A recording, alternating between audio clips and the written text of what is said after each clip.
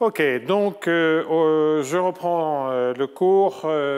Information, la semaine prochaine, pas de cours. Je recommence dans 2 semaines. Donc cours aujourd'hui, puis après cours, je sais pas, c'est début décembre. Pas le 27. Enfin, pas le 27, même si c'est diffusé 2-3 jours après. Donc il n'y aura rien 2-3 jours après le 27. Donc rien le 30 ou le 1er. Alors, donc, que vais-je faire ce matin? Je voulais prendre le cas particulier d'opérateur linéaire et puis je voudrais faire une extension lorsqu'il n'y a pas cette condition d'intérieur vide, d'intérieur non vide du cône. Bon, alors donc, mon espace de Banach, quand j'aurai besoin de me servir de topologie faible et des choses comme ça, je le prendrai réflexif, séparable. Bon, ça c'est un détail. Je vais avoir donc une application continue linéaire, hein, puisque c'est le cas linéaire ce matin, pour commencer.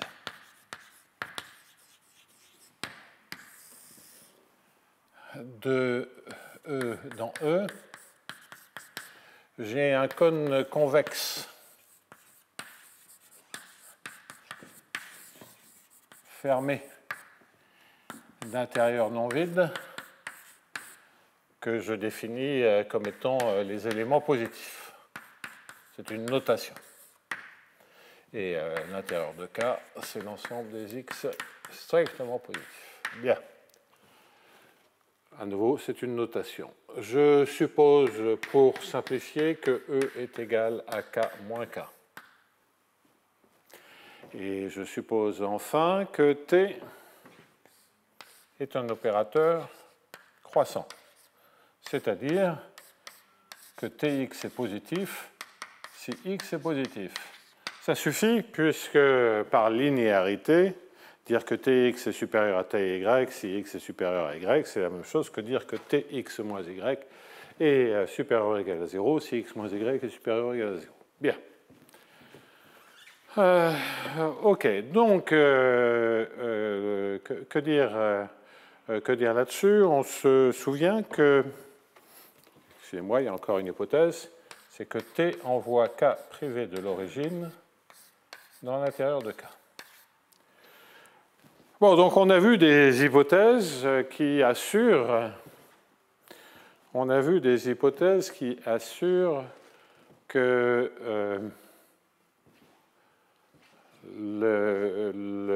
l'opérateur T admet une première valeur propre, une première fonction propre. C'était des hypothèses de compacité ou de semi-compacité pour des presque solutions. Donc il y avait déjà pour générer les solutions une hypothèse de compacité décroissante. Une remarque que je veux faire, c'est que bien entendu, si on suppose la compacité, alors un certain nombre d'arguments deviennent beaucoup plus simples. C'est ce que j'avais expliqué pour la conclusion, mais même ces itérations décroissantes, si on commence à rajouter la compacité, on peut vérifier beaucoup plus facilement l'existence. Donc compacité, c'est un cas simple qui assure qu'il existe un unique couple lambda 1, x1 quotienté par R+, c'est-à-dire à une constante multiplicative près, positive près, telle que x1 appartienne à l'intérieur de K et tx1 soit égal à lambda 1 x1. Bon. Donc ça, c'est des choses que l'on a obtenues. On a aussi remarqué que I moins lambda t était inversible. Comme c'est un opérateur linéaire continu, l'inverse est automatiquement continu.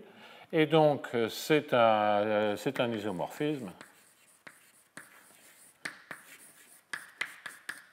Ah, excusez-moi.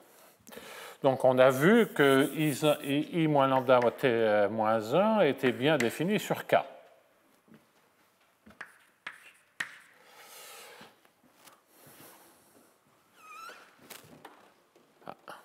Et on cherche un élément de K correspondant à x moins lambda t x égale y, si lambda est plus petit que lambda 1. La première question que je vais me poser, c'est est-il vrai que i puissance moins lambda t moins 1 soit i moins lambda t, toujours pour lambda plus petit que lambda 1, soit un isomorphisme? Non pas sur K, mais sur E tout entier. Bon, alors, il y a deux choses à vérifier. Il y a à vérifier que le noyau est réduit à 0 et vérifier que c'est surjectif. Donc après, ça veut dire que l'inverse est défini, puis le théorème de Banach nous dit que l'inverse est continu, donc c'est un isomorphisme. Ah, I moins lambda t est-il surjectif? Bon, ça c'est clair, parce que si je veux résoudre, je prends un y qui est dans E, je peux l'écrire y1 moins y2 avec y1 y2 dans K. Je sais trouver x1 moins lambda de manière unique d'ailleurs égale y1 avec xi dans K. Et par linéarité, x égale x1 moins x2, vérifie bien x moins lambda tx égale y, donc c'est surjectif.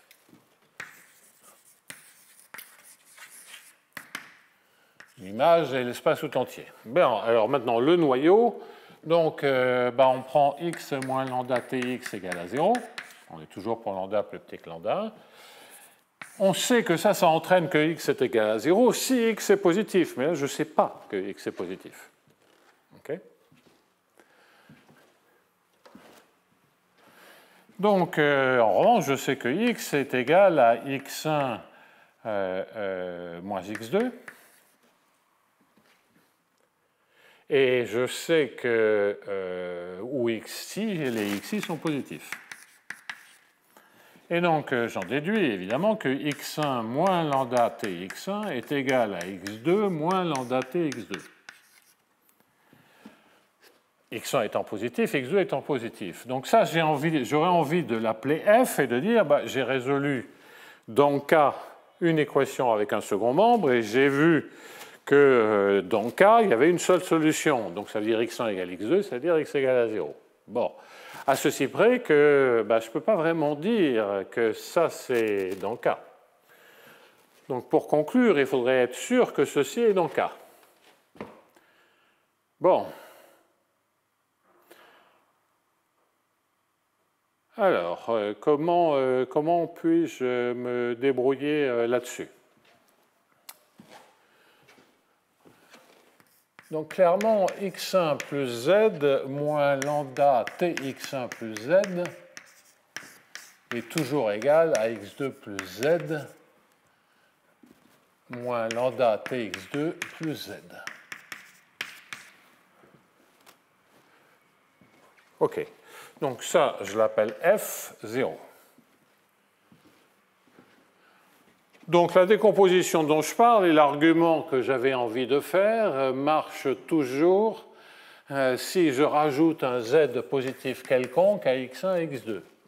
Parce que si maintenant cette quantité est dans K, x1 plus z est la seule solution dans K, et donc x1 plus z est égal à x2 plus z, et c'est toujours, et ça entraîne toujours x1 égale x2. Bon, alors là maintenant j'ai peut-être une chance pour que ceci, x1 moins lambda tx1, donc ça c'est, donc tout ceci je l'appelle f, et donc la question c'est est-ce que je peux trouver un f tel que f soit positif ou nul? Qu'est-ce que ça veut dire? Ça veut dire que f est égal à f0 plus z moins lambda t1z, moins lambda tz. Bon. Et je veux trouver un z pour que ceci soit positif. À nouveau, on va décomposer f0 égale en f1 moins f2 avec des fi positifs. Et je résous z moins lambda tz égale f2, f2 positif et z positif. Donc ça, je sais qu'il y a une unique solution, c'est le travail qu'on a fait dans le cône. Et là, maintenant, vous voyez ce que ça fait z moins lambda tz, ça fait f2, f0 plus f2, ça fait f1, qui est bien positif ou nul. Donc on peut toujours se ramener à un cas positif, ce qui montre bien que le noyau est réduit à 0, ce qui montre bien que I moins lambda T moins 1 est un isomorphisme.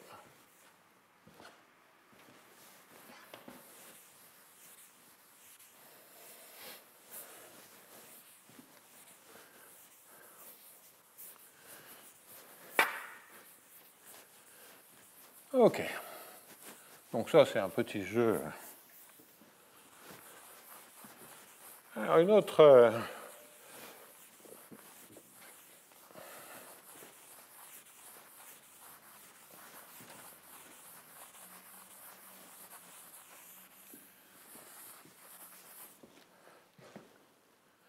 Alors, donc 1, c'est la compacité. 2, c'est le fait qu'on ait un isomorphisme. 3, c'est que maintenant, je suis en lambda 1, je sais qu'il y a une fonction propre positive. On a obtenu l'unicité des fonctions propres positives parce qu'on travaillait dans K. Je peux me poser quand même une autre question, c'est qu'est-ce qui se passe si jamais je disais qu'il y a un autre y non nul tel que y soit égal à lambda 1 ty.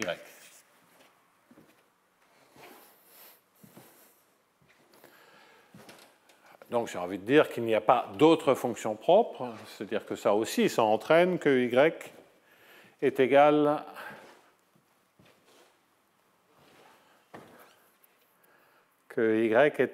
à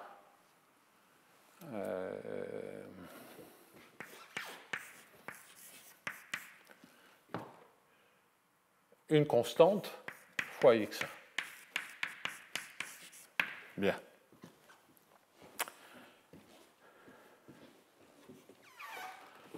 Alors,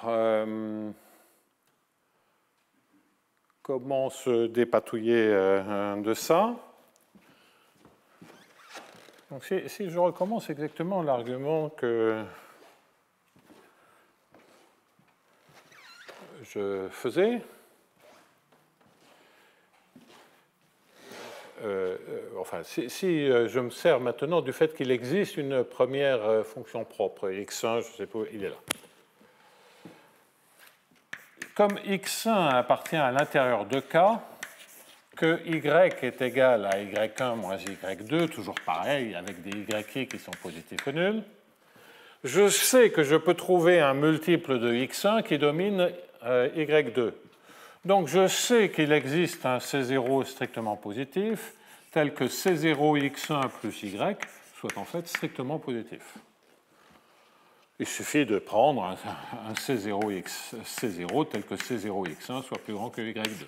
C'est le lemme toujours sur l'intérieur du cône convexe. Bien. Si j'ai ça, qu'est-ce que ça veut dire?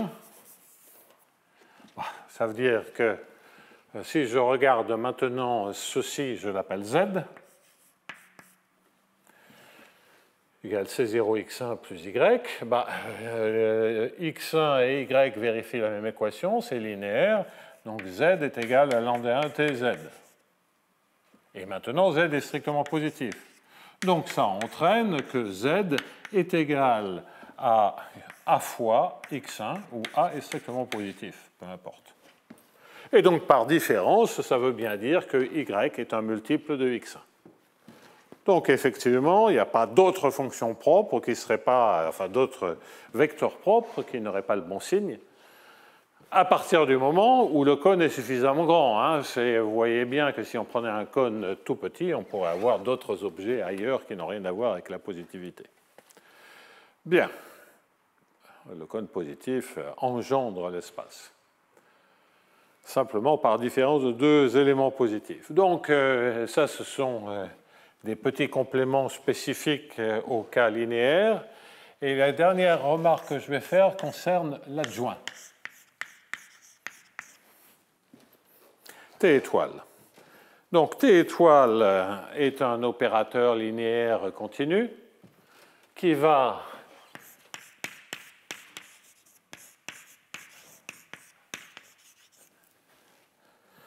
de E étoile dans E étoile du dual. Bien.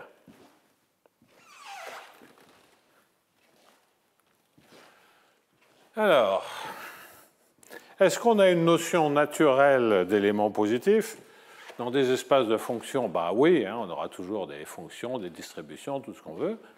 Dans le cas d'un espace abstrait, ben on peut toujours faire ça en disant qu'il y a un cône qui est automatiquement un cône convexe fermé non vide, enfin non réduit à zéro, qui est l'ensemble des vecteurs xi dans E étoile, tel que le produit de dualité xi x soit positif ou nul. Donc xi est une forme linéaire, je note comme ça l'action de la forme linéaire de xi sur x.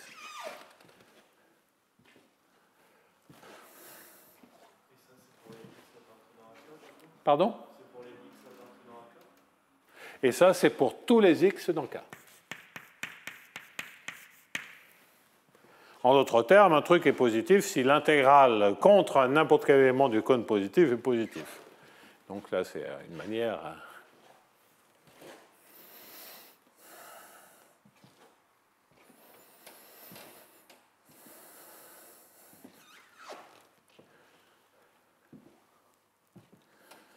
Bon.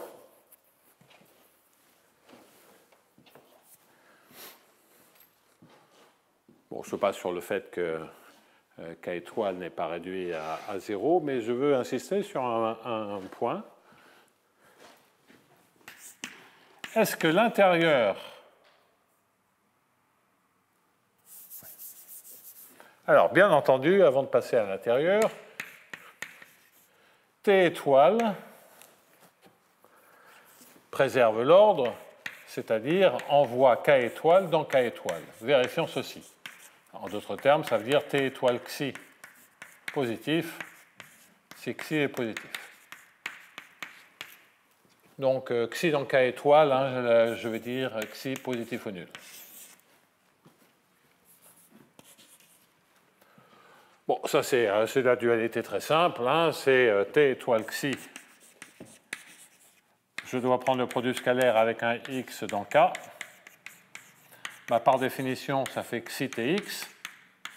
Xi est dans K étoile, tx est dans K, donc c'est positif ou nul. Donc c'est évident. Donc l'opérateur adjoint est aussi un opérateur positif, un opérateur qui a cette propriété de monotonie. On voit d'ailleurs tout de suite, qui est pas le plus, pas le moins, c'est que I moins lambda T étoile est un isomorphisme de E étoile dans E étoile, quel que soit lambda plus petit que lambda 1.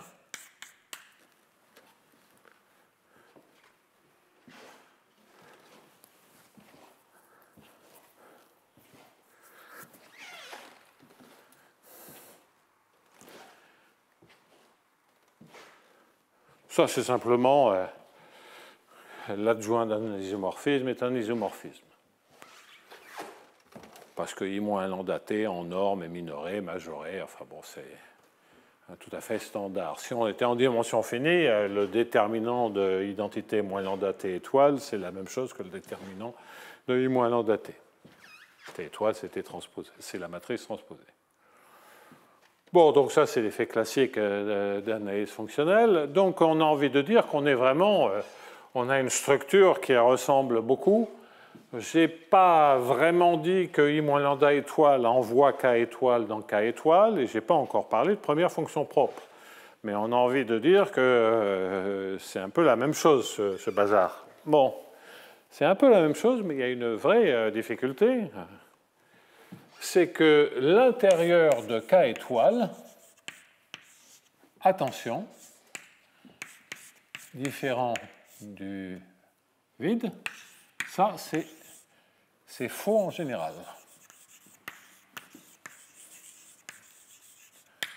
Et donc, patatras, on ne peut pas appliquer à ta étoile ce qu'on faisait sur T. Alors, on va prendre un exemple. Je vais prendre les fonctions qui sont dans H1 de l'intervalle 0,1. Ce sont des fonctions qui sont automatiquement C1 demi.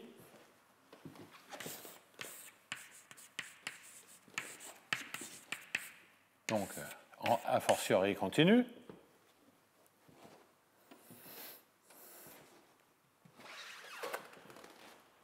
Le code des fonctions positives, c'est l'ensemble des U qui sont positifs ou nuls, hein, ça c'est clair. Est-ce qu'il est d'intérieur non vide? Bien sûr, l'intérieur de K, c'est l'ensemble des U, ce sont des fonctions continues, on s'injecte dans les fonctions continues, telles que le minimum sur 0,1 de U soit strictement positif.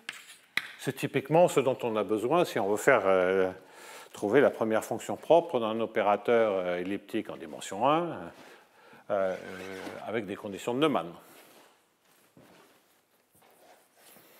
Bon. Alors, c'est quoi K étoile? Alors, K étoile, c'est, grosso modo, c'est H-1. Bon, il n'y a pas de condition au bord, donc c'est un peu plus... il faut faire un tout petit peu plus attention à ça. Mais K étoile, clairement, s'il agit de manière positive, j'oublie les questions de bord, clairement, il est contenu dans les mesures positives sur 0,1. Parce qu'une distribution positive est une mesure positive.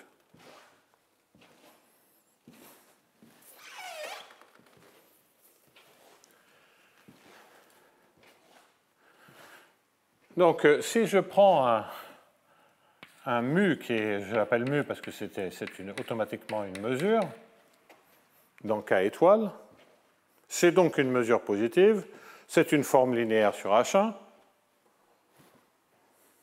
Bon.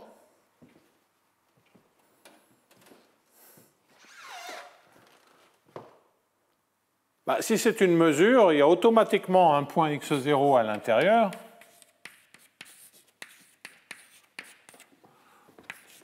Où cette mesure ne charge pas x0. Je ne peux pas avoir des masses de Dirac non nulles partout dans la mesure.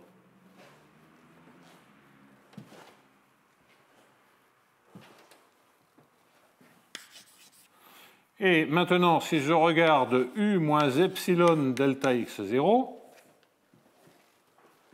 pour un epsilon positif quelconque, ce truc n'est pas une mesure positive. Parce qu'en x0, vous avez ce moins epsilon delta x0. Donc, très près de mu, vous avez automatiquement une mesure qui n'est pas positive. Donc, il ne peut pas être dans K étoile. Maintenant, la question est de savoir, est-ce qu'elle tend dans le dual de H1? Est-ce qu'elle tend fortement vers 0? Si elle tend fortement vers 0, j'aurais bien montré qu'en n'importe quel point de K étoile, je peux trouver aussi près que je veux des points qui ne sont pas dans K étoile, l'intérieur est vide. Et la chose est évidente, hein, delta x0 appartient au dual de H1, qui n'est pas exactement H-1 parce que ce n'est pas nul au bord. Ça, c'est évident, c'est parce que les fonctions sont continues.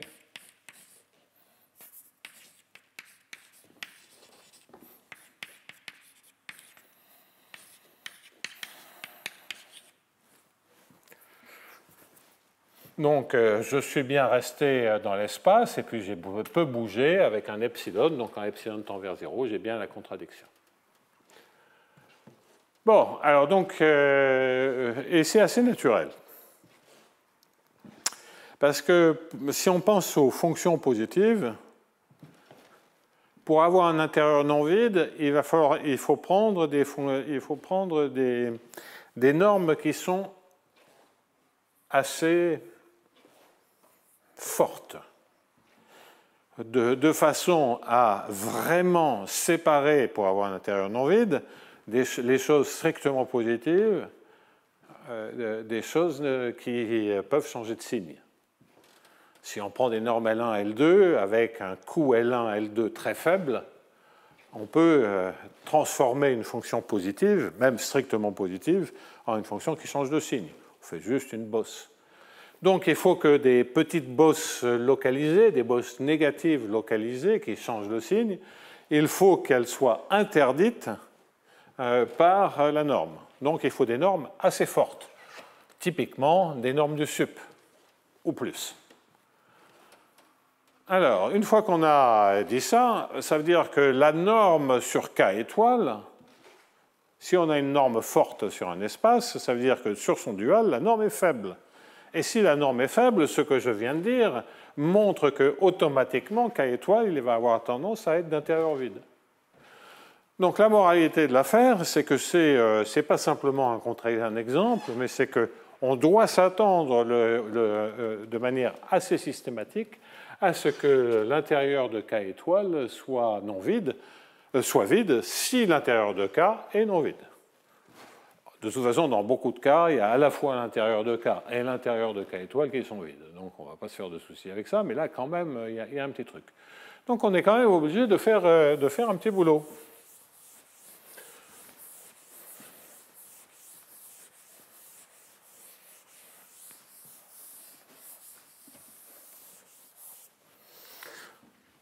Alors, si T est compact, encore une autre remarque, ce que je suppose pour simplifier, pour des opérateurs linéaires, pour l'instant, ça nous suffira largement, étant entendu qu'on peut généraliser à ce que je faisais.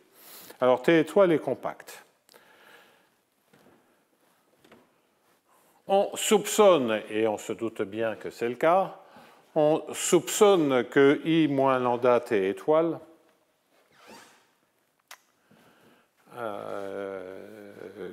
est compact et résoluble jusqu'à lambda 1 et que c'est en lambda 1 qu'on va avoir la première valeur propre de T étoile. Alors, on soupçonne ça et puis on sait aussi que les spectres sont identiques. Un opérateur et son adjoint ont les mêmes spectres. Donc là où la résolvante est un isomorphisme, c'est vrai aussi bien pour l'un que pour l'autre. Ça, c'est une évidence. Et donc, les spectres sont identiques de la même façon que pour une matrice, le spectre de la matrice est le même. Alors, on est en dimension infinie, donc le spectre, ça peut être un objet extrêmement compliqué. Ça ne veut pas du tout dire qu'il y a une fonction propre en lambda 1, être dans le spectre. Il faut dire des choses plus fines que simplement dire que c'est le même spectre. Ça ne nous dit pas que la fonction propre est positive. Enfin bon, bref, on sait simplement que lambda 1 est dans le spectre de I moins lambda étoile, ce qui ne veut pas dire qu'il y a une fonction propre.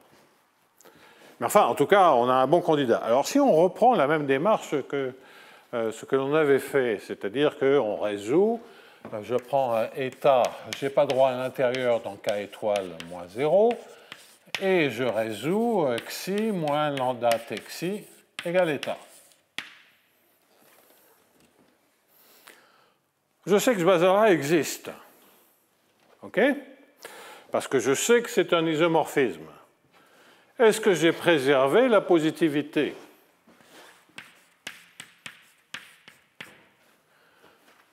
Est-ce que xi est dans K étoile? On teste, on multiplie par x. Donc état, enfin on applique x, état appliqué à x, c'est xi moins lambda t. C'est pas du tout ça que je veux faire.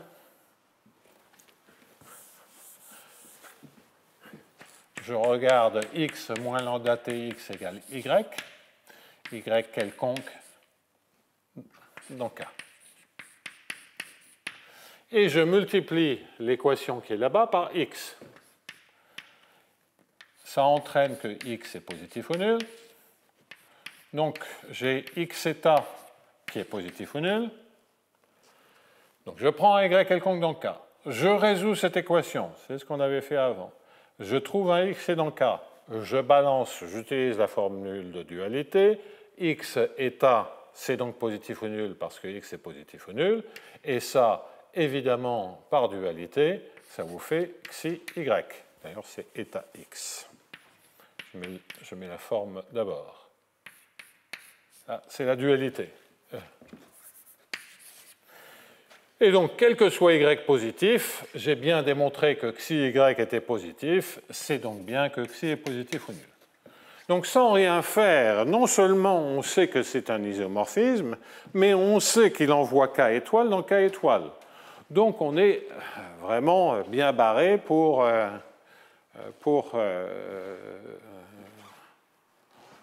conclure.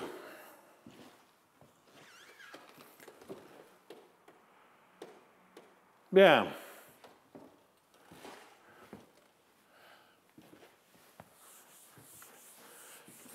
De par le fait que c'est un...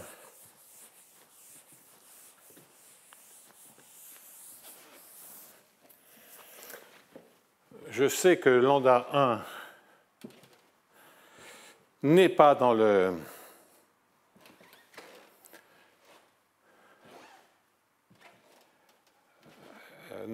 Quand lambda 1, on n'a pas une résolvante, je sais automatiquement que lorsque lambda tend vers lambda 1, eh bien la norme de xi va tendre vers plus infini. Ben, sinon, ça voudrait dire que je peux résoudre. Je peux trouver un y dans K étoile.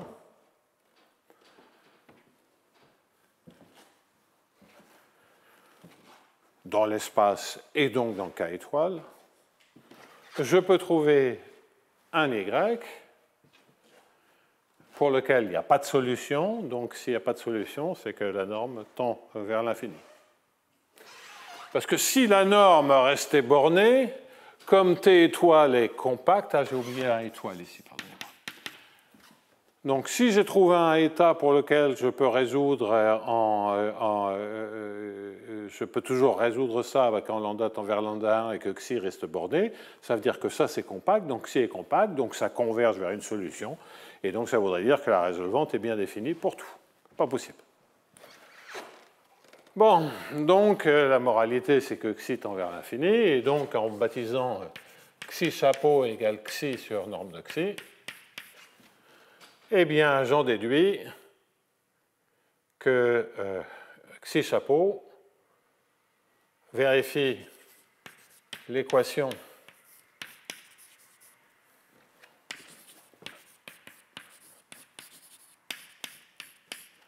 et même chose, ça tend vers 0 quand lambda tend vers lambda 1, ça c'est compact, parce que lambda tend vers lambda 1 et ça c'était étoile d'un borné, donc c'est compact, donc ça veut dire que xi chapeau converge vers un certain xi 1 qui est positif ou nul, qui est de norme 1,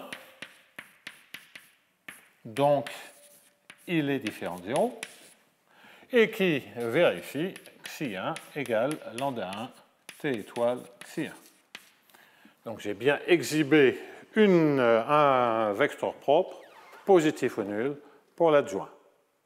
Sans faire de nouvelle hypothèse, donc comprenons bien, pour l'adjoint, à partir du moment où on a fait le boulot pour t, pour l'adjoint, on a le même résultat. Je ne vais pas encore parler de l'unicité de la fonction propre. On a le même résultat pourvu que, sans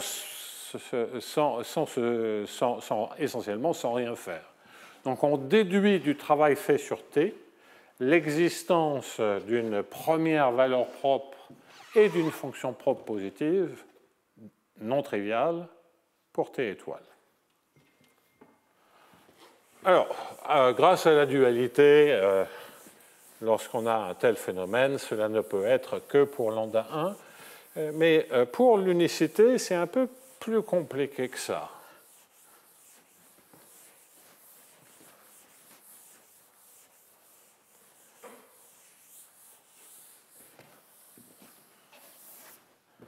Parce que la simplicité de la valeur propre, c'est une simplicité qu'on a démontrée pour T, c'est une simplicité géométrique. On n'a pas parlé si on était avec une matrice, il y a la simplicité algébrique et la simplicité géométrique. Il n'y a qu'une seule fonction propre.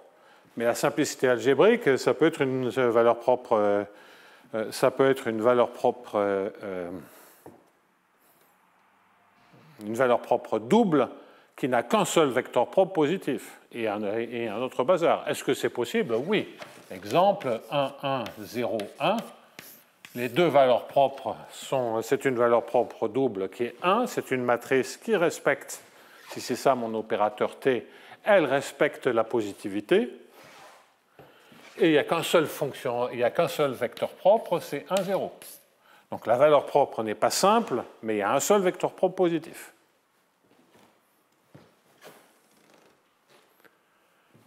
Parce que c'est pas diagonalisable, enfin c'est un bloc de Jordan élémentaire. Donc moralité, donc il faut faire un tout petit peu attention à ce qu'on dit, bon, alors, sans rentrer dans des dédales sur l'analyse fonctionnelle des opérateurs compacts. Je veux introduire un petit argument qui permet de comprendre de manière simple quand est-ce qu'on a l'unicité de Xi1.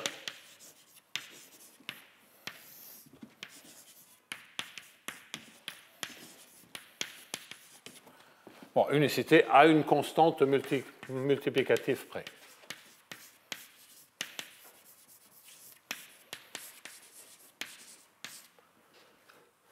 Donc, je vais vous donner une recette qui a le bon goût d'être toujours vérifiée dès qu'on s'intéresse à des EDP.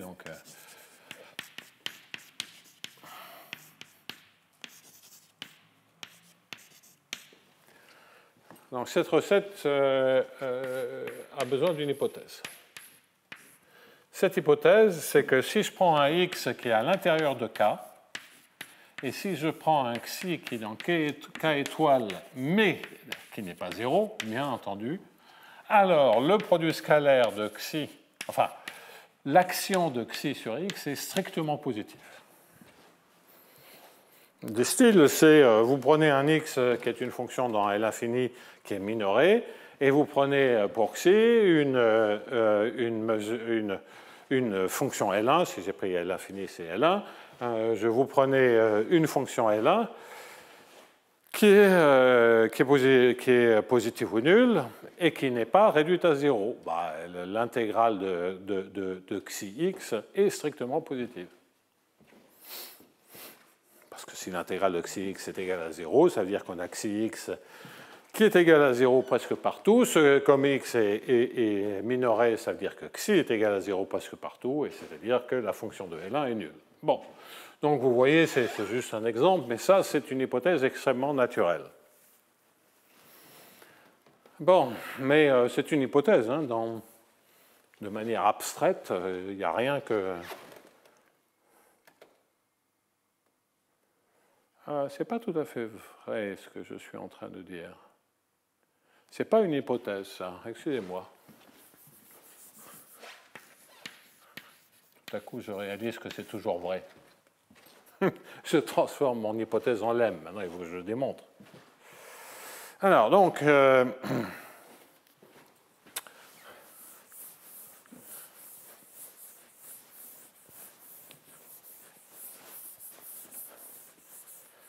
Donc, la définition des normes duales.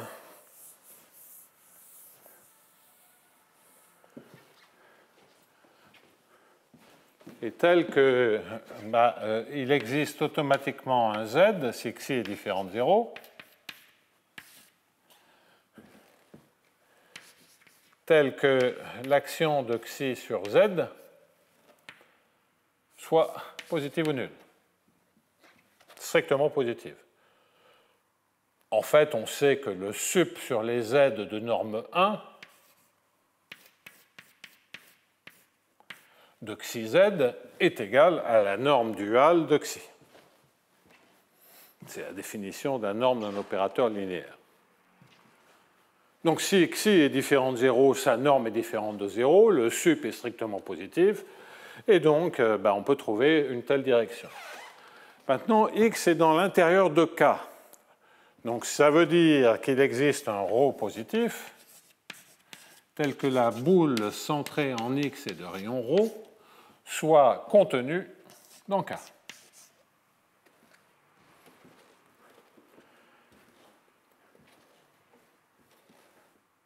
Bien. Il ne me reste plus qu'à prendre x moins ρ sur 2 z,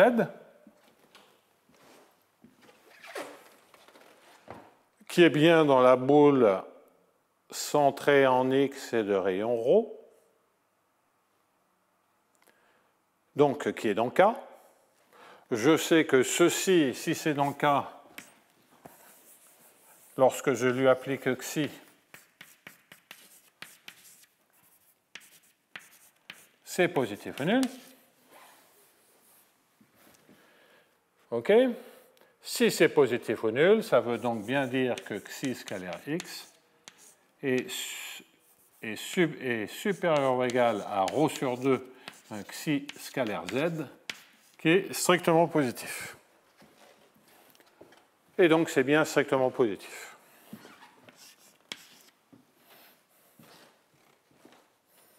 Vous n'avez pas bien réfléchi à ça, c'est pour ça que j'ai cru pendant un instant que c'était une hypothèse, mais je me suis rendu compte en l'écrivant que, évidemment, c'était automatiquement vrai.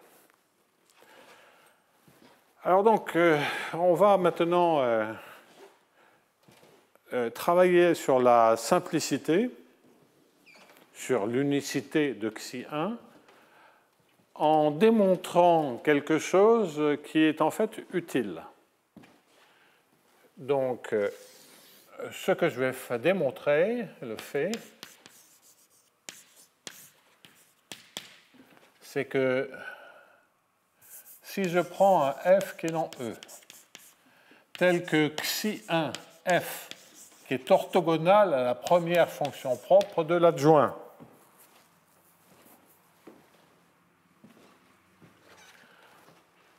alors il existe un unique x dans E, pas dans K, tel que x moins lambda 1 tx soit égal à f, avec xi1x égale à 0. En fait, c'est une conséquence. En d'autres termes, si je me passe dans l'orthogonale de la droite engendrée par x1, l'orthogonale engendrée de l'espace engendré par x1, une droite, à ce moment-là, je peux résoudre cette équation. Donc la résolvante existe, mais sur un espace de codimension 1, sur l'orthogonale de xi1. C'est des faits classiques, hein? Dans les ETP, c'est exactement ce à quoi on s'attend. C'est en fait totalement général, associé à la compacité de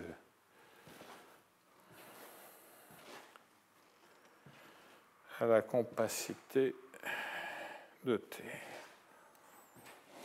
Bon. Alors ça, pourquoi ça entraîne comme corollaire? Ça entraîne l'unicité de xi1. Puisque je sais l'unicité de xi1 à une constante multiplicative près.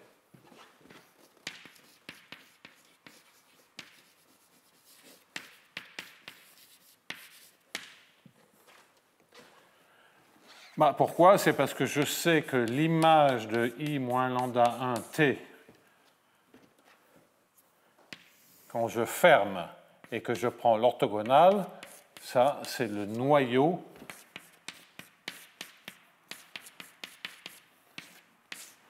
donc c'est vrai pour les matrices et c'est vrai en dimension infinie.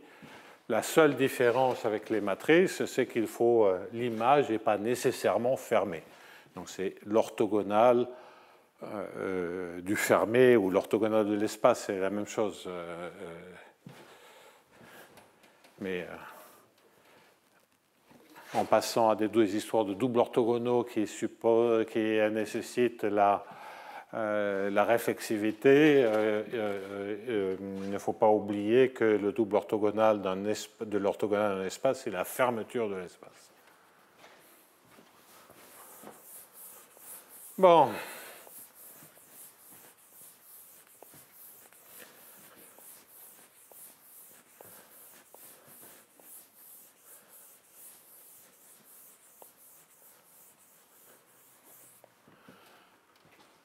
En effet, on voit que ça nous dit que ça, c'est de codimension 1, et l'image est de codimension 1, donc l'orthogonale est de dimension 1, et donc si c'est de dimension 1, ça veut dire qu'il y a une seule fonction propre.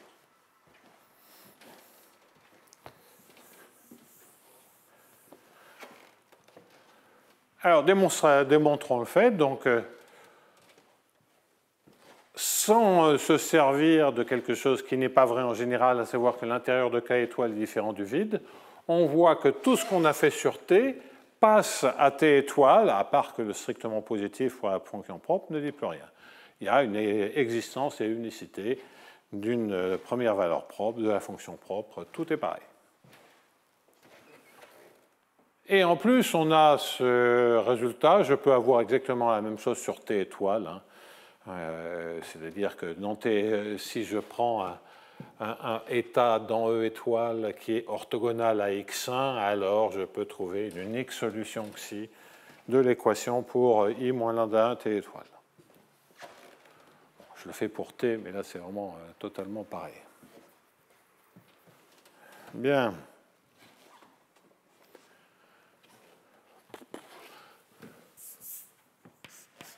Alors, je prends un lambda plus petit que lambda 1. Je sais que je peux trouver une solution de x moins lambda tx égale f. Attention à la notation, c'est un x lambda. On a vu qu'il y avait une unique solution.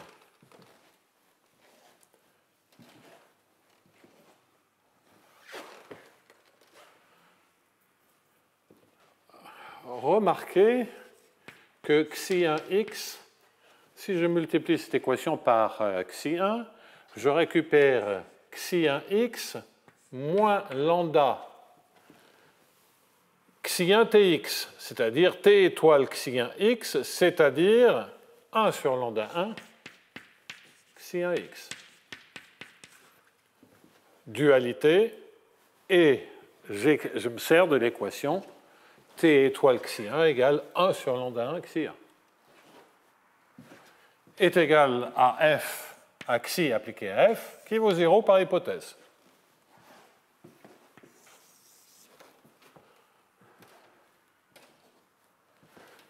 Et donc cela veut bien dire que xi1x est égal à 0.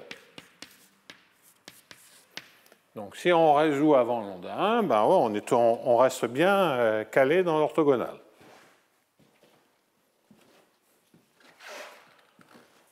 On aimerait démontrer que x converge quand lambda tend vers lambda 1. Mais j'ai aucun contrôle, à part cette orthogonalité, j'ai aucun contrôle sur x. Donc il faut que je le crée. Et à nouveau, on va faire un raisonnement par l'absurde. Si xn égale x lambda n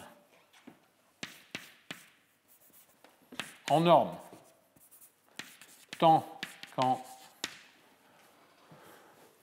lambda n tend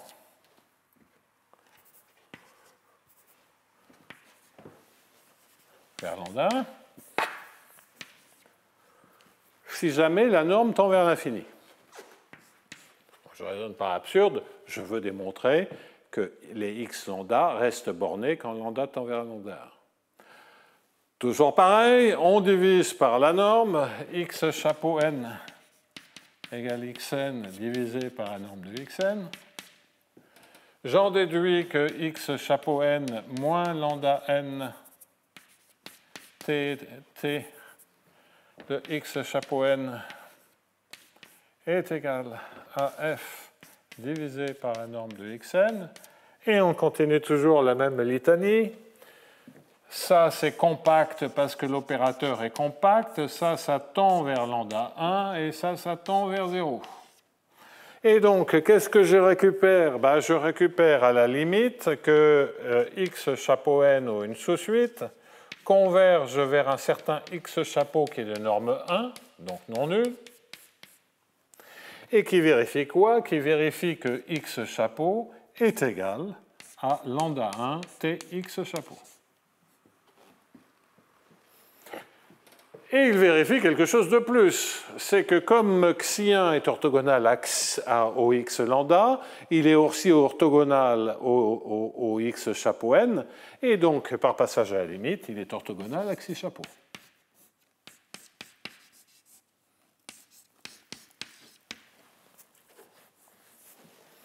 Bon.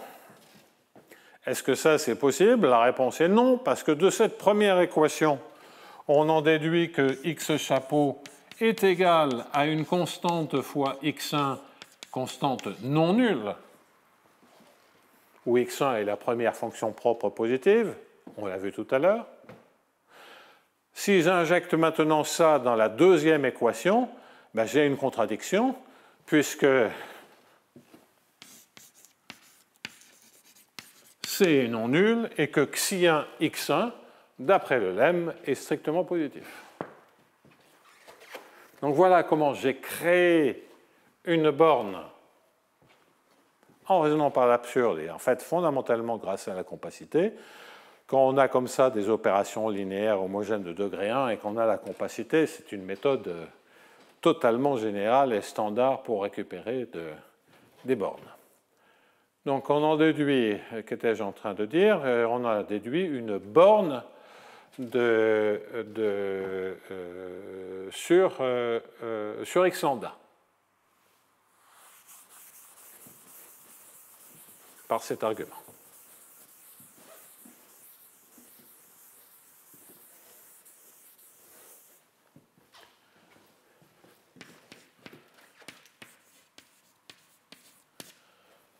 Donc, s'il est borné, Tx lambda est compact, lambda tend vers lambda 1, et donc vous voyez que à des sous-suites près, x lambda n converge vers un x qui vérifie x moins lambda tx égale à f, j'ai trouvé une solution, et qui vérifie xi scalaire x égale à 0. Et ça, c'est lambda 1. Compacité de T à nouveau. Donc j'ai bien trouvé une solution, et l'unicité, on vient de la voir. Parce que l'unicité, ça veut dire que, comme c'est une équation linéaire, ça veut dire que si j'ai x moins lambda 1 tx égale à 0, et que xi scalaire x est égal à 0, la démonstration que je viens de faire entraîne que ceci est égal, que x est égal à 0. Parce que x est égal à c fois x1, où c est juste un réel, xi1 x1 est strictement positif, donc c est nul, c'est-à-dire x est nul. Donc on a bien l'unicité, et on a ainsi compris aussi ce que fait la résolvante, précisément la résolvante en lambda 1. Et on a la même chose pour T étoile. On change, même résultat.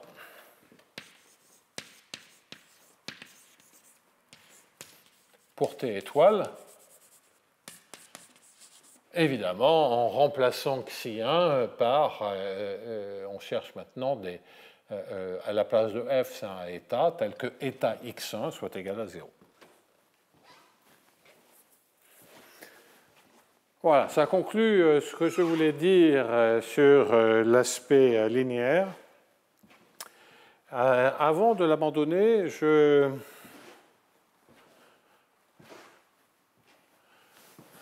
voudrais faire quelques remarques.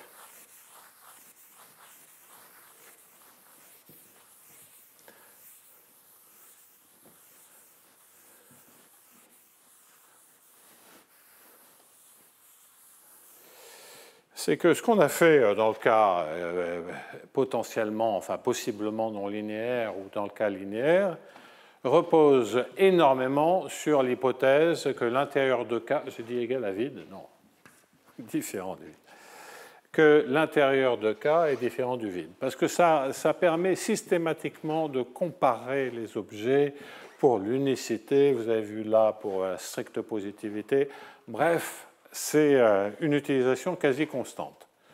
Donc là, si on abandonne cette hypothèse, il va falloir trouver un mécanisme qui la remplace.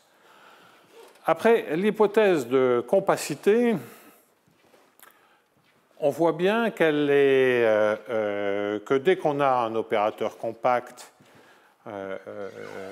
on a créé une fonction propre.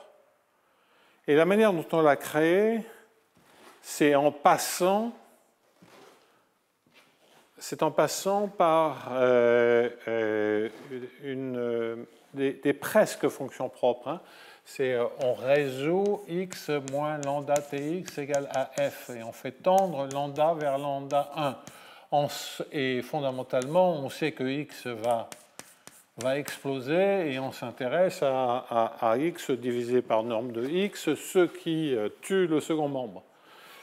Donc, lorsqu'on en est là, ce que j'ai souvent appelé x chapeau, ben, vous voyez qu'on a un x chapeau moins lambda tx chapeau qui est égal à un f sur x, qui est un truc positif qui tend vers 0, et que là, on a un lambda qui tend vers lambda 1. Donc, fondamentalement, toute la construction, c'est pour créer une famille d'objets comme ceci, c'est-à-dire des presque fonctions propres. Après, il va y avoir une hypothèse massue qui consiste à dire ben ça entraîne que ça converge. C'est mon hypothèse, c'était mon hypothèse de compacité, soit carrément la compacité de l'opérateur T. Donc, que doit-on retenir? On doit retenir que fondamentalement, on construit des presque premières fonctions propres et on essaie d'analyser la compacité de cette famille quand lambda tend vers lambda 1. Si jamais l'opérateur est compact, on n'a rien à faire. Mais s'il ne l'est pas, on va travailler sur cette famille de fonctions. Parce que l'opérateur compact, on s'en fout un peu. Ce qui nous intéresse, c'est une famille très particulière de fonctions que l'on est en train d'exhiber. Donc, demander à ce que l'opérateur soit compact en général, c'est beaucoup demandé. Il n'en demeure pas moins que donc il y a cet aspect de compacité. Donc, le message, hein, il s'agit vraiment d'étudier la convergence de première fonction propre approchée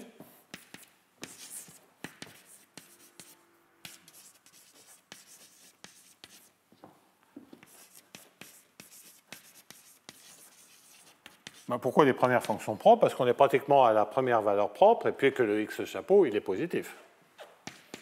Même strictement positif dans le cas où l'intérieur de K est non nul. Donc ça, on comprend le rôle de la compacité. Et que peut-être il y aura d'autres manières de s'en tirer qu'avec la compacité forte. Peut-être avec la compacité faible. Ça nous permettra de converger. Il faudra peut-être rajouter à ce moment-là une difficulté.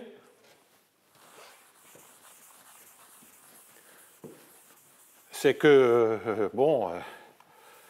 si je me sers que de la compacité faible et que je divise par la norme, ben, il va falloir éviter 0. Donc j'anticipe sur ce que l'on fera par la suite. Parce que si je prends, disons, dans un espace de Hilbert, dans L2, Je prends une suite de fonctions qui est de norme 1, dont je peux extraire une sous-suite qui converge faiblement, bah, la limite c'est 0. Si la limite c'est 0, comme je ne peux pas m'en servir comme première fonction propre. Donc soit de la vraie compacité, soit en fait essayer d'éviter des limites faibles nulles. Donc compacité forte ou faible avec 6 limites différentes de 0.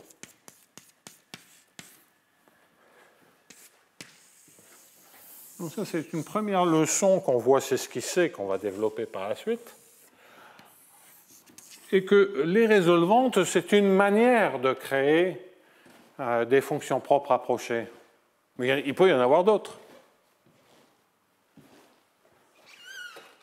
A priori, il y a des tonnes de manières de créer des fonctions propres approchées. Sur cette approche par les résolvantes, on a vu assez systématiquement que tout se passait bien parce que je pouvais comparer deux éléments parce que l'intérieur de K était non vide.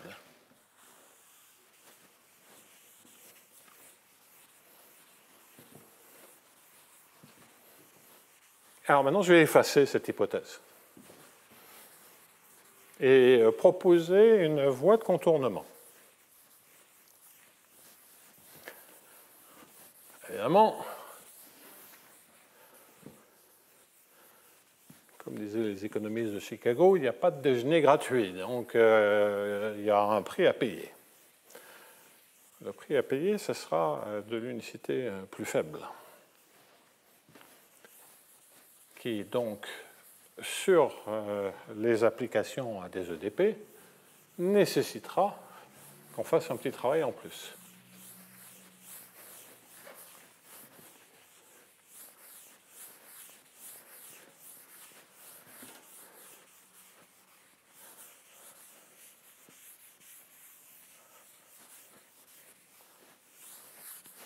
Bien.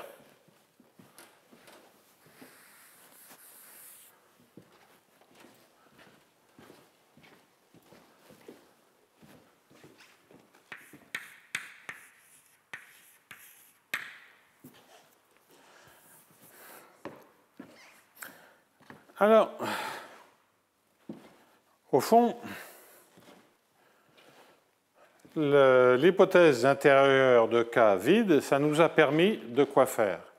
Ça nous a permis de comparer systématiquement un objet positif, de dominer un objet positif par une constante fois un objet strictement positif. Alors, je vais me dire, peut-être au fond,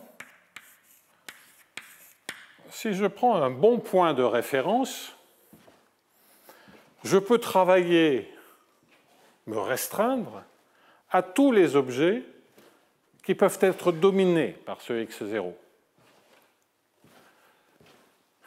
Donc j'introduis un nouveau cône, K0, qui dépend de ce point, qui est l'ensemble des x dans K, c'est-à-dire que des x positifs, tel qu'il existe une constante positive ou nulle, telle que x soit inférieur à c fois x0. Une sorte de grand parapluie, et j'ai tout ce qui peut aller sous le parapluie, je le considère. Ah.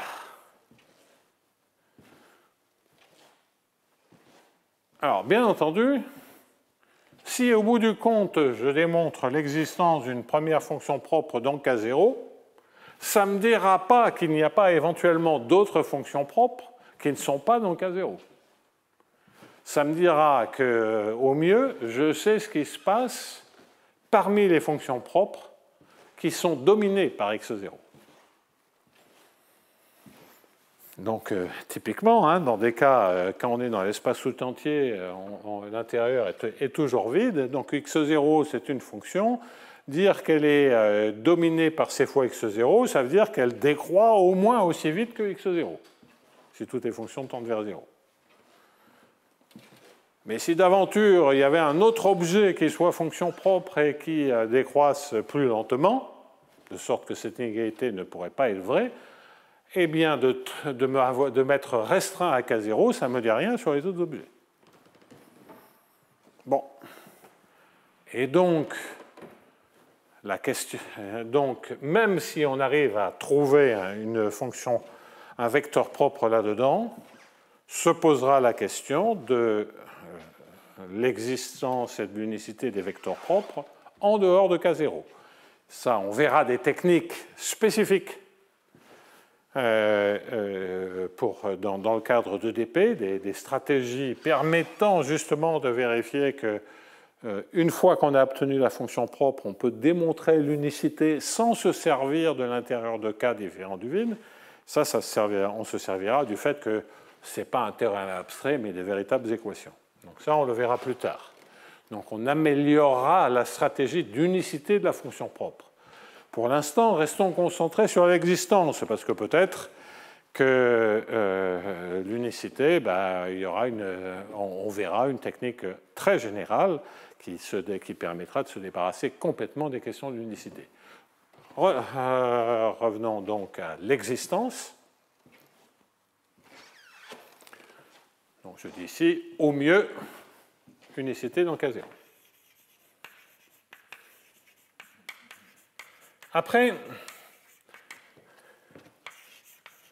il est quand même assez naturel de se dire que si je choisis n'importe comment x0, je suis mal barré. Et donc déjà, il faut que t envoie K0 dans K0 pour que je puisse recommencer à travailler.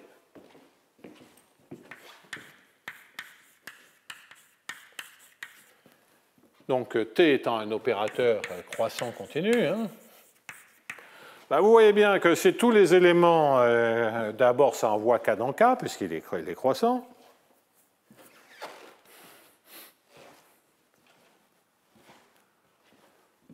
Alors je dis linéaire ou positivement homogène de degré 1.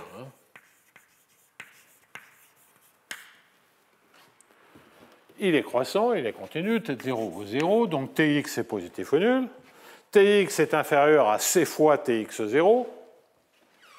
Et donc, il suffit que Tx0 appartienne à K0 pour que ça envoie K0 dans K0. Et donc, la condition pour que ça marche, c'est qu'il existe une constante C0 telle que Tx0 soit inférieur à C0x0. Voilà comment je choisis un point de référence. C'est une hypothèse. Je suppose qu'il existe un tel x0. Non nul. 0 fait trivialement l'affaire. C'est une hypothèse qu'il faut vérifier. Et là, plus question de la vérifier grâce à la comparaison et le fait que x0 soit dans l'intérieur, parce que lorsque l'intérieur était non vide, je savais que c'était vrai. Maintenant, l'intérieur peut être vide, je ne sais pas. Donc, je fais l'hypothèse.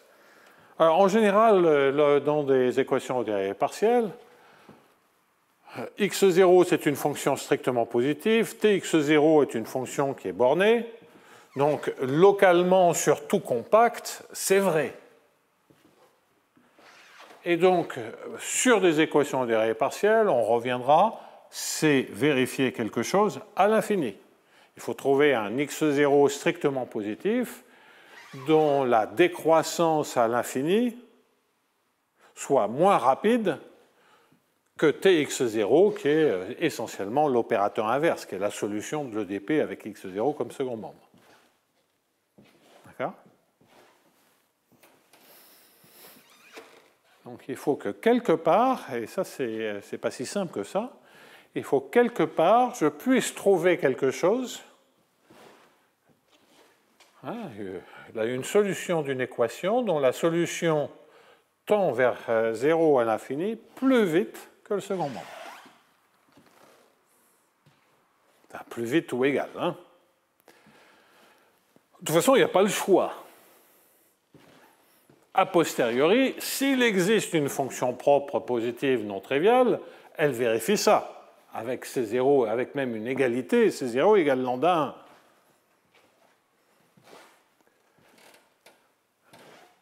Donc la question, c'est pas est-ce que cette hypothèse est bonne? Oui, elle est bonne, parce que si le résultat est vrai, il y a un tel x0.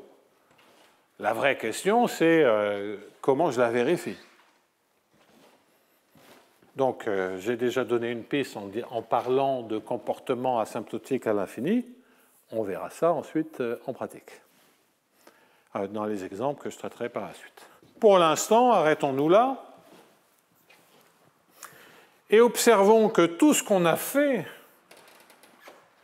en passant systématiquement par la comparaison avec x0, avant, je n'avais pas besoin de me préoccuper de ça, parce que dès que j'avais un truc dans l'intérieur de K et T envoyé K dans l'intérieur de K, eh bien, je m'en tirais et j'en déduisais.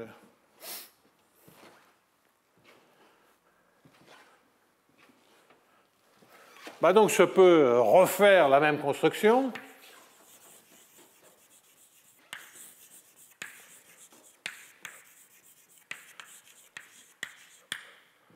En résolvant tant que je peux cette équation.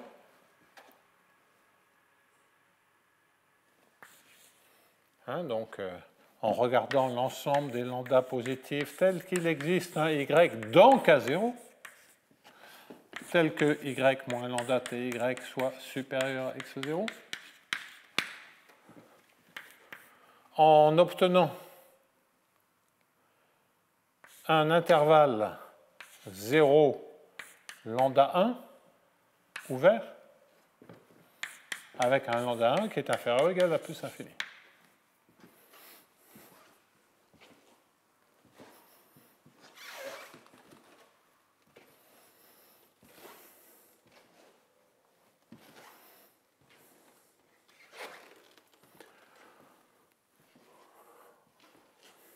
Bon, alors, je vais vous démontrer, je ne vais pas refaire toute la démonstration, mais comme on est toujours en train de comparer avec du x0 et que x0 c'est le second membre, il se trouve que l'on peut reprendre toute la démonstration, toute la construction, et ça marche exactement pareil, refaire la construction. Bien entendu, il y a les mêmes hypothèses qui interviennent.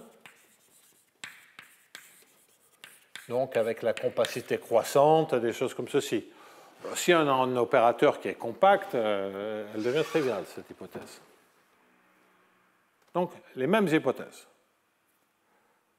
Compacité croissante, compacité, et on résout, tant qu'on le peut, cette équation, tant qu'on a une sursolution qui est elle-même dominée par x0. Alors, je ne vais pas, comme je l'indiquais, je ne vais pas refaire toute cette démonstration. Je vais peut-être montrer 2 points. C'est que si j'ai une solution, alors j'ai une solution pour un lambda un peu plus grand, c'est le côté ouverture.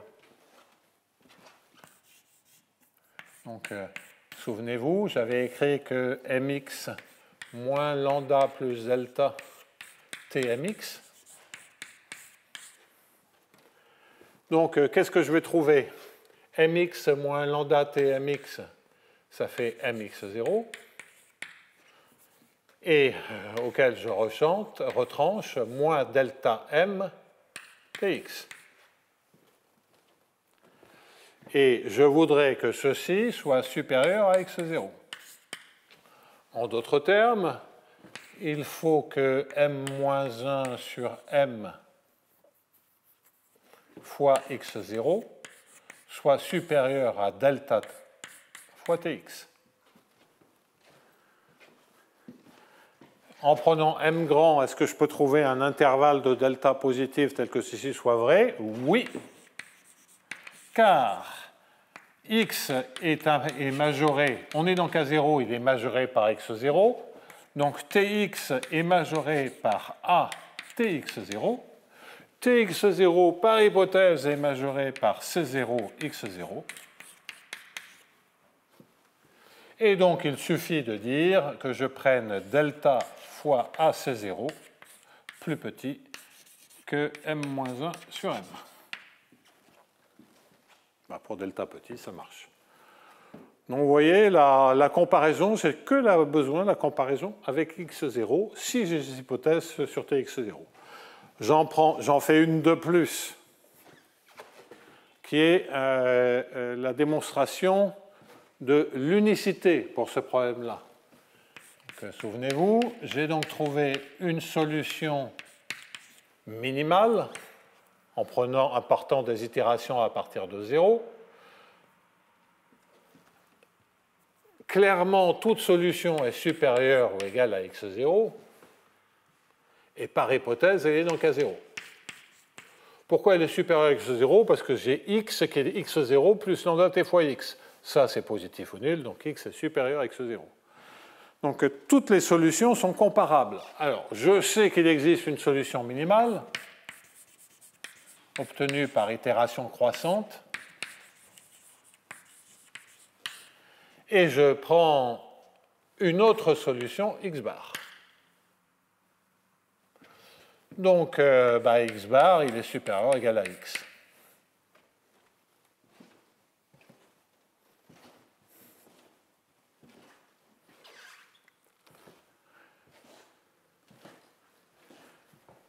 L'argument qui était fait avant, c'était de dire x est strictement positif, donc je sais que pour θ petit, θ x bar est plus petit que x. Est-ce que j'ai le droit de le dire là?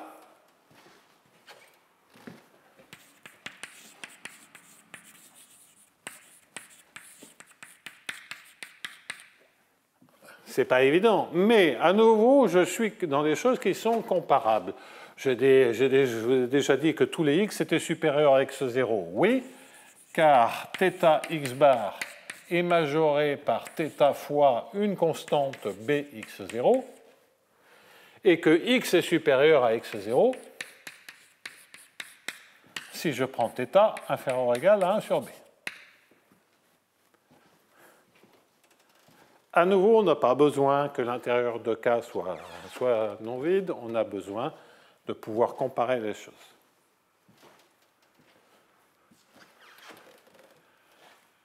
Et là, d'un coup, on s'est débarrassé d'une énorme hypothèse, mais on est restreint à un plus petit cône. Alors, qu'est-ce que je peux dire d'autre? On va continuer.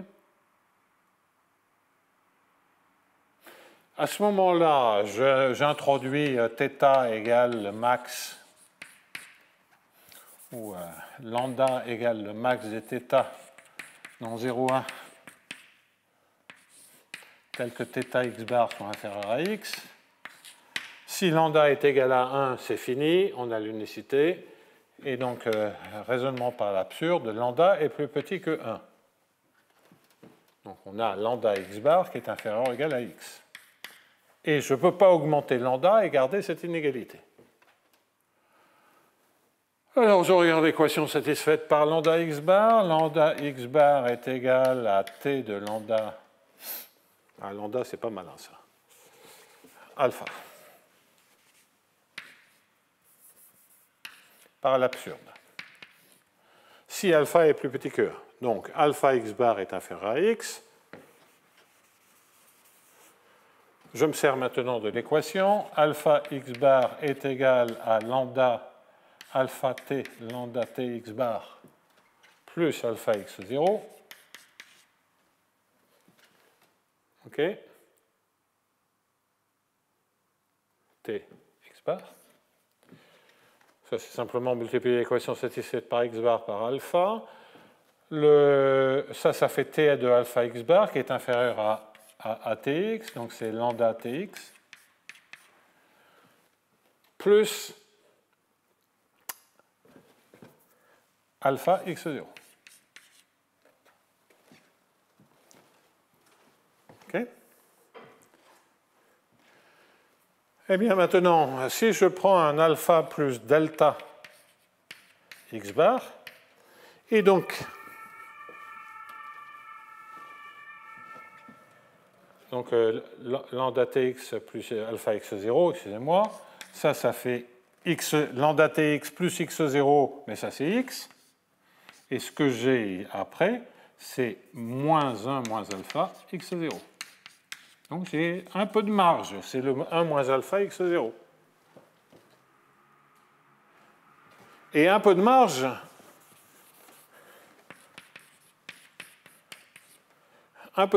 ça veut dire que je peux augmenter mon alpha, parce que mon x bar est majoré par c fois x0. Vous voyez que je compare toujours uniquement à x0. Ben 1 moins alpha x0 est supérieur à nu x bar, c'est l'hypothèse car x bar appartient à k0.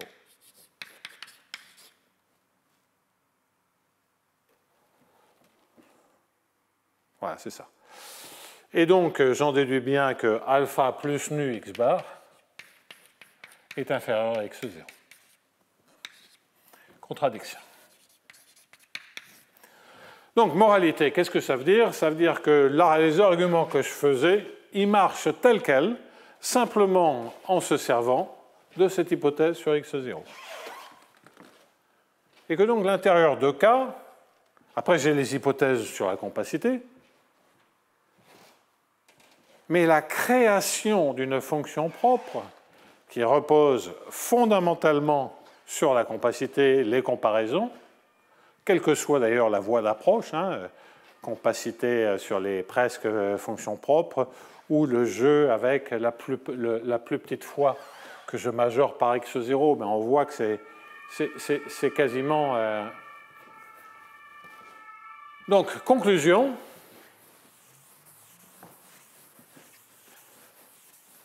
En gardant les hypothèses, donc avec exactement les mêmes hypothèses,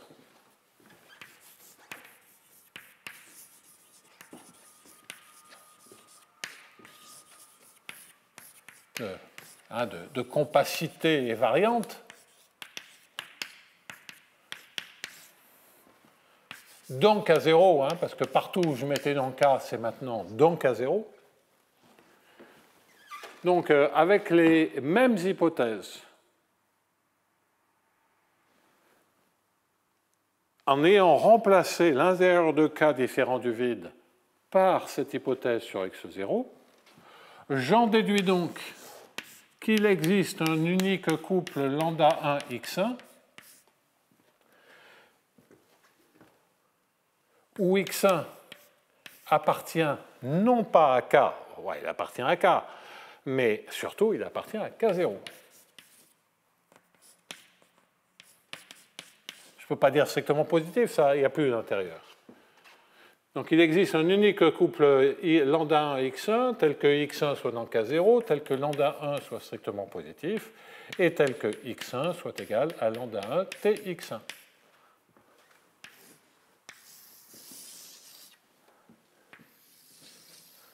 En d'autres termes,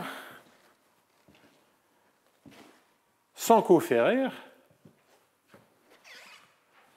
modulo les mêmes hypothèses de compacité, je me suis débarrassé de l'hypothèse d'intérieur non vide, qui est quand même l'hypothèse la plus gênante dans le théorème de Krein-Rootman. On se doute bien qu'il faut un peu de compacité quelque part, ça n'a pas de, c'est un objet, il faut bien qu'il ait un mécanisme d'existence.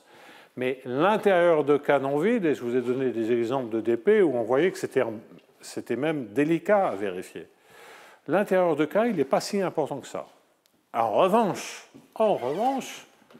grâce à cette observation, celle que je viens de faire aujourd'hui, en revanche, attention, l'unicité est dans K0 uniquement.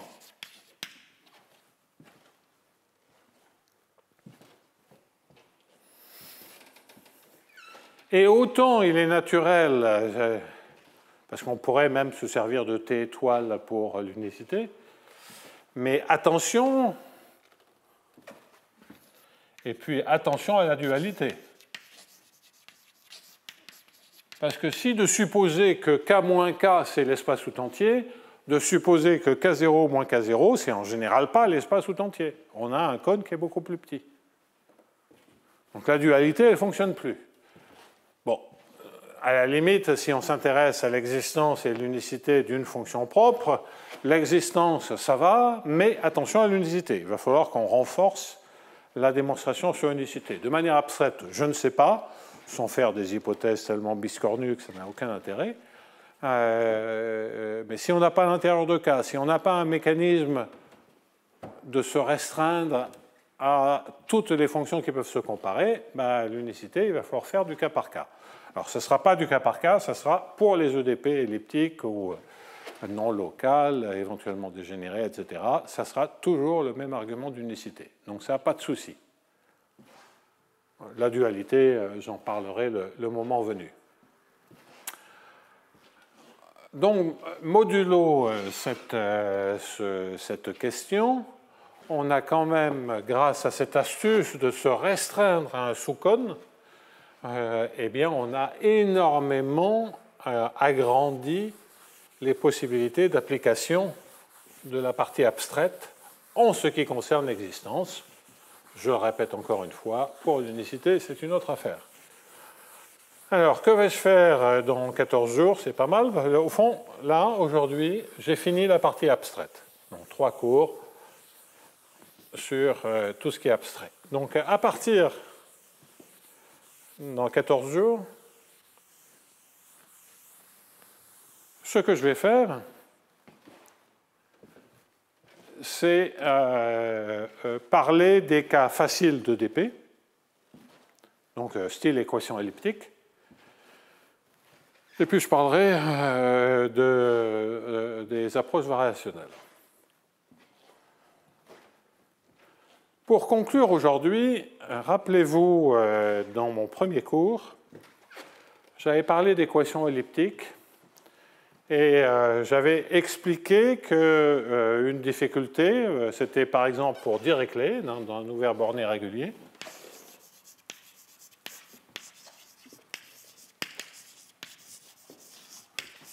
Le seul cas un peu délicat, le cas délicat,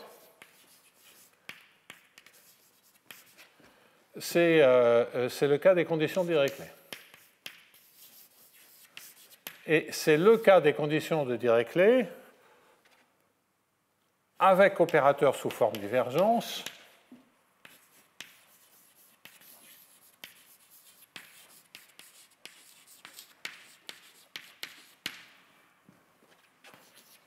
et coefficients irréguliers. Parce que si les coefficients sont... Donc en d'autres termes, bah oui, c'est un peu gênant.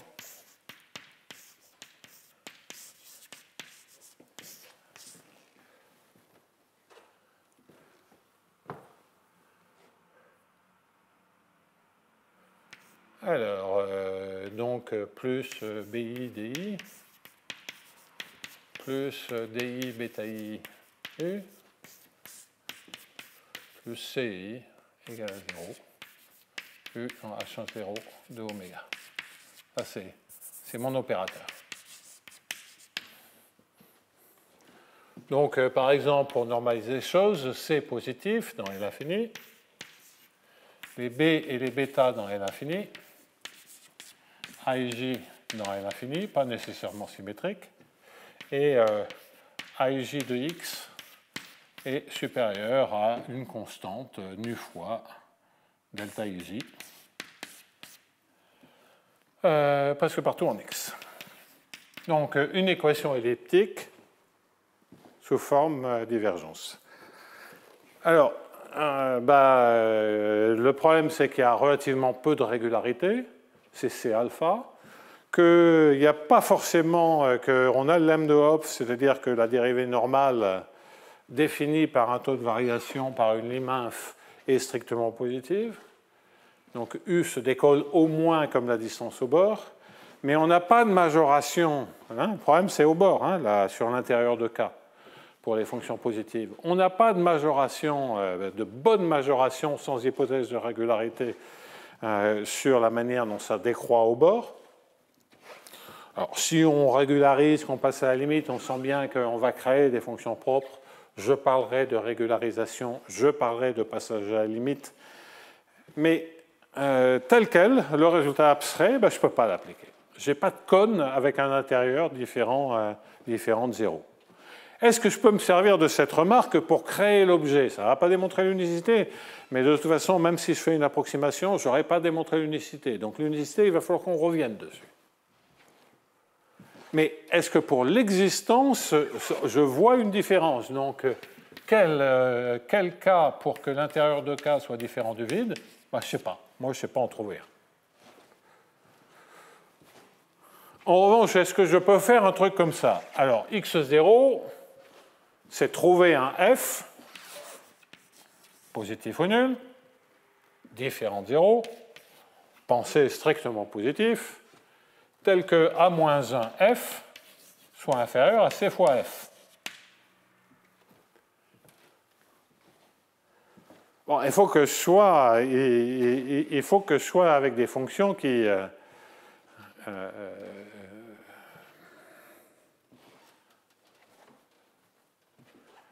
ont plutôt tendance à être nulles au bord.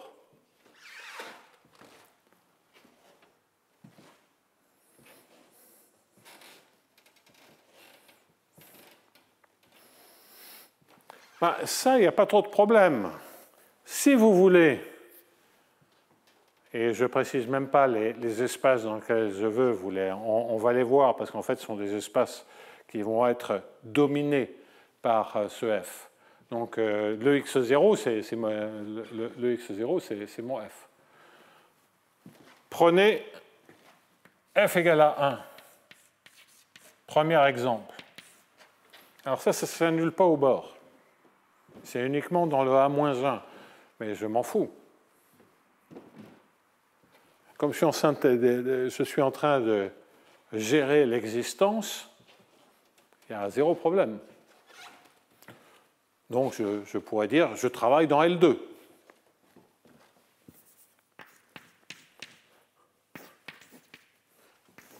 Je ne sais pas trouver un cas tel que l'intérieur de K soit non vide. Travaillez dans L2, si vous en avez envie.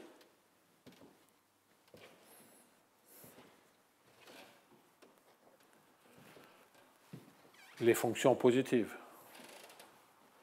Vous pouvez prendre f qui est 1, auquel cas, cette hypothèse, qu'est-ce que ça veut dire? C'est est-ce que la solution du problème elliptique est majorée, est bornée? C'est le résultat de régularité L infini qui est vrai, quels que soient les coefficients. Donc c'est OK.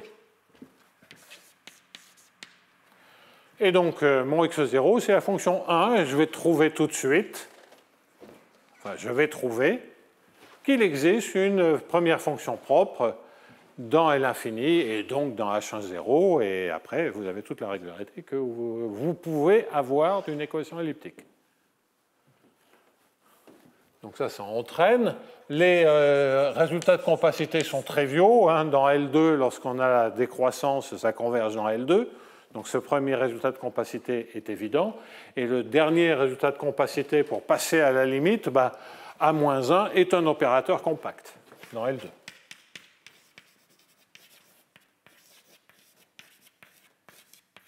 Donc toutes les formes de compacité que vous voulez ont lieu. La compacité est OK. Et donc vous en déduisez instantanément qu'il existe une unique première fonction propre, phi1, telle que, et un lambda 1 phi1, tel que a phi1 soit égal à lambda 1 phi1, avec phi1 qui est dans L infini. Ouais, je ne vais pas en faire d'autres. Hein. Phi1 qui est dans L infini et dans H10. Et là, j'ai l'unicité d'une fonction phi1 qui est positive ou nulle, non nulle. Ça, c'est la variante avec le K0 qui vous dit tout de suite que vous avez ceci alors que je ne sais pas comment appliquer le théorème abstrait. A phi1 égale lambda 1 phi1. Phi1 est dans L infini parce que on est dans K0, intersecté avec H10. Bon. Après, le principe du maximum fort vous dit que phi1 est strictement positif, etc. etc. L'unicité, elle est en fait dans L2. Parce que si vous avez une solution dans L2, dans H0, elle est dans L infini. Et comme vous avez l'unicité dans L infini, ça c'est la régularité elliptique.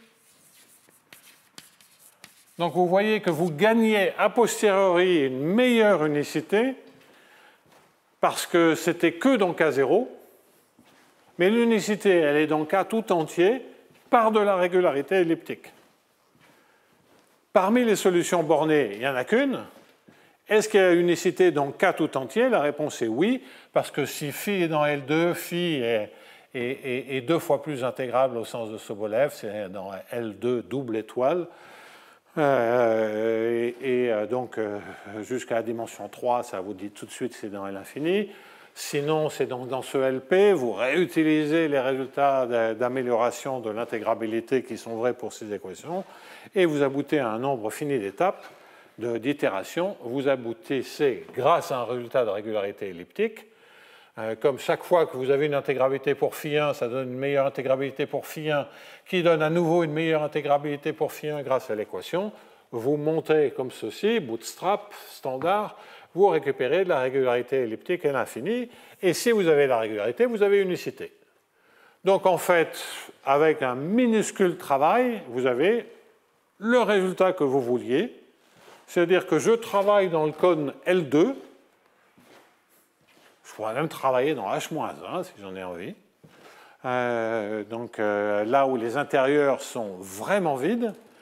Et en fait, l'astuce de passer par le K0, vous créez une fonction propre dans K0, l'unicité est dans K0, mais vous pouvez en déduire l'unicité globalement grâce à l'équation. Voilà, alors il y a des cas où l'équation ne suffira pas à rétablir complètement l'unicité et qu'il faudra faire un argument supplémentaire, on le verra. Et puis il y a des cas où il y aura des problèmes de compacité.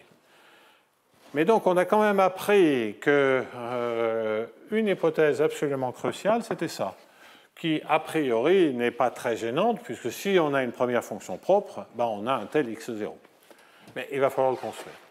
Alors, donc, ça, c'était pour prendre cet exemple qui était dans ma liste de départ du premier cours, était le seul cas où j'avais dit « Ah, il y a un petit souci pour Krein-Rootman, on ne peut pas l'appliquer facilement.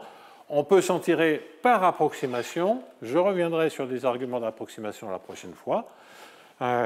Ou en fait, on peut s'en tirer en observant que l'approche que j'ai développée du théorème de Krein-Rootman, elle est surtout intéressante lorsqu'on se met à travailler dans ce plus petit cône. Et là, du coup, là, on a une application directe, abstraite du théorème de Krein-Rootman pour des conditions aux limites de Dirac-Leigh, ce qui n'est pas la présentation usuelle. Bon. Donc, prochaine fois, on commence à regarder des techniques d'approximation. Donc, régularisation des coefficients. Je vais reprendre cet exemple-là et je vais faire une autre démonstration plus traditionnelle. Ou approximation du domaine, c'est-à-dire dans Rn tout entier, je peux avoir des problèmes de compacité, de choses comme ça, de perte de l'intérieur non vide. Donc, comment je peux créer une famille de presque premières fonctions propres et analyser leur comportement. Donc, si vous voulez, on a vu d'abord, une variante du théorème de Krein-Rootman grâce à ce K0, une variante de la démonstration du théorème de Krein-Rootman, et on commence à retenir la seule leçon générale de ce cours, c'est peu importe la méthode, mais il va falloir analyser des familles de presque premières fonctions propres. La démonstration que j'ai faite construit un mode d'approximation. On va en voir plusieurs autres. Et on va le voir sur des exemples à partir de maintenant. L'abstrait, c'est fini. On ne va avoir plus que des équations, des classes d'équations sur lesquelles on va travailler. Sur ce, je m'arrête là et Je te libère, Bernard.